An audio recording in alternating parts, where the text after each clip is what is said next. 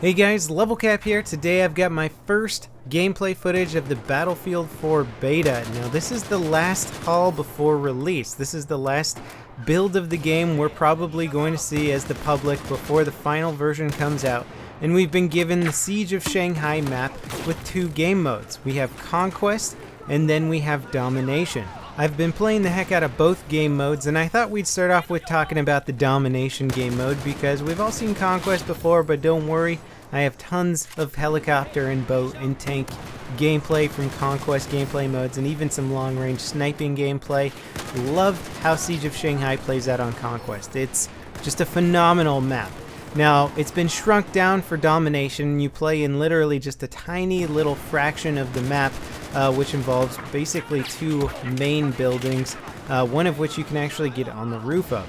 Now, previous Battlefield games have shown a very high level of destructible environments. You can see here I just took out that tree with the grenade launcher. That big lion statue is fully destructible. I blew up a car right there. The whole environment reacts to what weapons you have, explosives, all that sort of thing, and it makes it feel more alive when you see yourself blowing through walls and making your own paths. And that is ever present here in Battlefield 4. And not only has the detail of all of that been increased, like having a giant lion statue that you can take chunks off of with a grenade launcher, even the concrete itself, general concrete, when you destroy it, take down pillars, is just so much more detailed and looks much more realistic.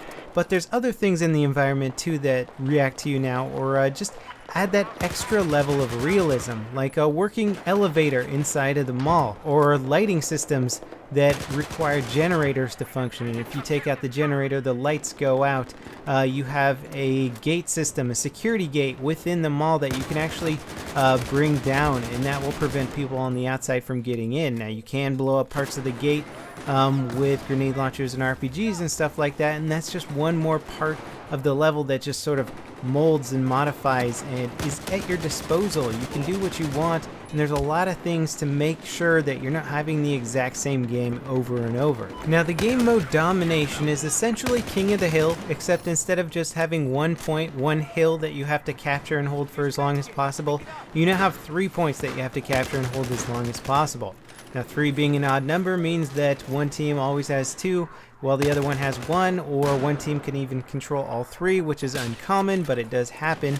And this just keeps gameplay moving around the map, constantly dynamic, and a lot of fun. The flags are often in areas that are widely exposed, so when you're capturing them, things get very tense because you're really exposed and worried about people coming around and flanking your position. Now, in order for this game mode to truly work in the world of Battlefield 4, I think it's important to have balanced classes. Classes that all serve a function, that can all perform well in infantry-only combat.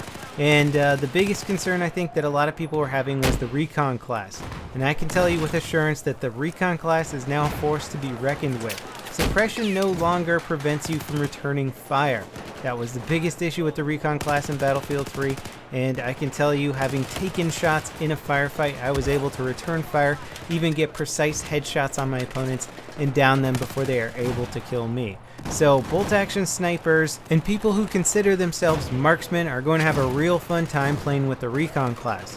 On top of which, you're not even limited to sniper rifles anymore. You can get carbines or shotguns with the Recon class and absolutely decimate people in close quarters, especially once you unlock those motion sensors. The support class also gets a few little goodies with the XM25 airburst grenade launcher, perfect for clearing out all the little rooms that you're gonna find on this map. And there's something interesting that I wanted to discuss about this particular game mode, was that the rooftop here, as you can see, is an incredible vantage point. In fact, what would often happen in some of the more intense games is one team would get like 8 guys on top of this roof, and they were able to hold down 2 of the 3 capture points, having line of sight of the objective. And it was very easy for them because getting up on that roof, once you got that many guys up there, it became nearly impossible to take guys off of there. And I would play entire rounds where one team controlled the roof and the other team just got completely pummeled the whole round. And it was a little bit upsetting. I'll admit I got quite frustrated with it at first, and then I realized that this game, we only have 2 different weapons unlocked for each category, and not all the classes have all their gadgets. Now, once this game is out for a while, the final release, and people start getting all their unlocks and gadgets, the remote mortar is going to become available. Now, I don't know if you've ever seen war films where people are on the receiving end of mortar fire or artillery fire, and they always duck down for cover, try and get behind objects. Well, the top of that roof is completely flat, and as soon as that remote mortar starts coming out on this map, those players on top of the roof camping it are going to have absolutely no cover against players with remote mortars. So if you get up there, you're going to want to get your kills and then get off before some guy with a mortar starts pummeling you up there. So I think this map is actually going to work out a lot better once we get all the gadgets unlocked for the classes. And things are going to just start flowing. Now, speaking of unlocks and gadgets, we were given 2 weapons per each category in this game. We know that there's a ton more weapons available, but I think it kind of makes sense to just give us 2 per category. That way we can kind of focus on those guns, focus on messing around with the attachments for them, and not just go completely bananas trying to get all the unlocks in the game in the 2 weeks that we have in beta. That would just be pure insanity. And I gotta say, from having played around and almost unlocked all the weapons, in fact by the time you're watching this video I'll probably have unlocked all the guns, the 2 assault rifles are incredibly good. I'm really liking the carbines as well. The AK-5C is just a really well balanced weapon, something that's very easy to control. I think most players are going to enjoy those a lot. The pistols just feel meaty now. There's something about them that just makes them seem more powerful. You can attach flashlights to them now, so it's not just about getting the tactical version of that pistol. If you unlock a flashlight for it, you can start messing around with different attachments. Ghost ring sights offer a really cool alternative in case you don't want to go with the basic iron sights on the pistol. You have a few different options. And a very interesting little twist to weapon attachments and unlocks are battle packs. Not all of the gun attachments are going to be achievable by just playing with that gun enough, getting enough kills to the point where you're going to unlock all the sights. There's battle packs that are going to unlock some of the gear and some of the grips and sights and stuff like that, and it's going to be random in what order you get those. So you can't always plan out getting the ACOG sight for your favorite sniper rifle or getting the Cobra sight for your favorite assault rifle. That could be up to battle packs depending on what order some of those extra attachments come in. Now, that's not to say that you're not going to be able to outfit a good gun in a very effective way without getting your attachments through battle pack. You're going to have plenty of options, but it just offers that extra little incentive.